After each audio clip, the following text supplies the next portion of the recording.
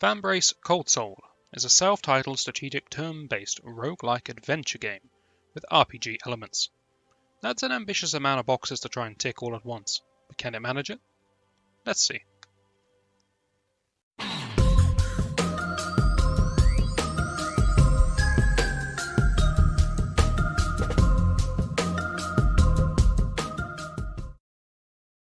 Greetings to you all, and welcome to this little review of Vambrace Cold Soul. Now, the first impression that I get from this game is one of atmosphere. Well, okay, that's not true. The first impression I get is that I turn on the game, I open the achievements page, and I've been given an achievement for turning on the game. That made me feel really good about myself. But after that, it's atmosphere. We're thrusted into this cold and desolate world being investigated by a mysterious unnamed woman, her attendants Biggs and Wedge, amidst a howling wind. It feels very Final Fantasy VI. Lots of influences coming through. But this band of adventurers, they shuffle past many a frozen corpse and slightly closed door and marginally locked crate before stumbling upon our unconscious title screen hero and a small group of crazed lunatics. This all serves to form the tutorial of the game, and while convincingly linked together, in my opinion, these events dump too much information and too many different mechanics on the player in quick succession. It leaves them feeling a touch lost and a bit overwhelmed. Expositional backstory then begins to follow, as our character is viewed with so much suspicion for being an outsider that we're promptly arrested. Needless to say, we prove our loyalty to our newfound hosts, who kindly explain that their suspicions derive from anticipating spies due to an ongoing civil war. Fair enough, but our captors don't stop there. They bestow so much information about this world, its people, the town you're currently based in, dark magic, notable figures in town, and predictions for the future that I simply can't keep up. Whoever created this game had, in their mind, an epic tale. It's a well-structured and thought-through world, a realistic world with competing tribes and politics, and a world where every NPC seems to have something to say, and most of them offer further insight into the world, into its background. The town is wonderfully large and engrossing, but eventually there comes a point where you realise you've been playing the game for 40 minutes, and whilst you've got the basics of Hellion to Gold market forces pretty much nailed, you haven't killed anything yet, apart from in the tutorial. Once you find yourself outside of the town, the game really begins to take off. You can't handle it alone, however, so first you need to select from a fine lineup of the land's finest warriors to accompany you, for free, expecting no reward for their service. They are wonderfully kind people. Your choice in companions end up becoming your options in battle, and this adds a lot of variety into the game, because when your current batch of volunteers enter early retirement, they get replaced with a new host of troops, with varying abilities and tactics, and strangely enough, I still found myself becoming attached to a few of these expendable soldiers, simply from the number of times they had saved me from an unsuspecting pile of filth, or raised my morale around the campfire with a rousing chorus of Kumbaya. The combat itself is simple, yet strategic. Turn-based combat, it lets you plan who you're going to attack and when. Combined with the game's interesting take on short, medium and long-range combat, it makes your typical considerations for team placement and target priority far more engaging. The game won't let you just recruit the best fighters, though. There's a lot of out-of-battle events that rely on non-combative stats. You simply aren't going to power through these dilapidated, trap-ridden hamlets without someone adept at disarming them, or a trained night watchman to cover you while you sleep.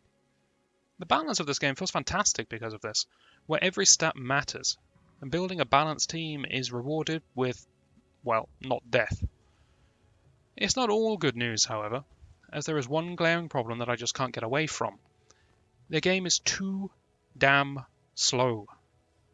Everything about this game has been chosen, deliberately, to be an atmospheric epic, and in my opinion, it simply doesn't work when you're trying to create a roguelike game that retreads old ground, repeatedly. The dungeons are enormous. I am allowed to run in town, but not in the dungeon, or any of the battle maps. If I die and return with some fresh blood, we go all the way back to the first building, and suddenly it's been repopulated with fresh new traps and evil spirits, ghosts and enemies. And I have to slowly shimmy my way past all of these once again, even on screens with no enemies at all. Now I understand that Vambrace is going for this whole you can't sprint around in the enemies infested frozen wasteland, you've got to be on your guard 24/7, but as a gamer I just want to walk past this merchant and get back to making progress quickly. Even when I sit down for my mid-mission nap, I have to gingerly walk to the left to play my loot, then all the way back to the right to initiate sleeping. Combined with the overly long story portion near the start, and the game just feels like it takes too long to get going. And then it only goes at a snail's pace anyway. And it's such a shame because the game is so close to being something special. I have some other minor complaints here and there about unintuitive icons and whatnot, but that really doesn't matter in the grand scheme of things. If the producers of the game are listening, then just speed up the pace a notch. Maybe only for when you're attempting a level that you've already cleared once before, or something like that. Because everything else is really working well.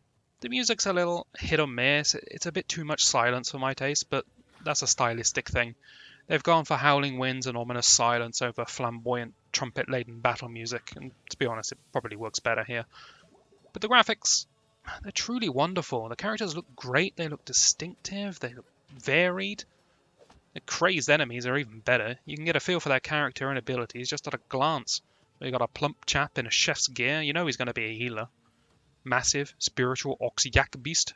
Short-range combat unit with low attack and high health. It explains itself. It's simple. It's easy to work with.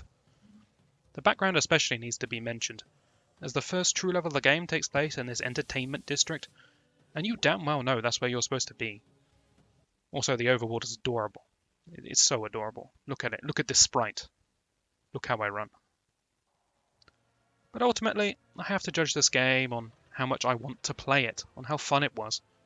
And the sluggish pace is just something I can't push past. Even though I can see that artistically this is a beautifully crafted and well pieced together game. Perhaps it suits more of a survival genre. Perhaps it suits someone who isn't trying to constantly fill any gaps in action with commentary, and instead just wants to play through something at a relaxing pace. It's a nice game. It is. And lengthwise, you'll certainly get your money's worth, as it even has multiple endings, from what I can gather based on the achievement clues. So if the look and feel of the game appeals to you, then I've got no doubt that you won't be disappointed. But if you're hoping for a hack-and-slash monster-slaying crusade through ghostly hordes, then, like me, it might just leave you feeling a little frozen out.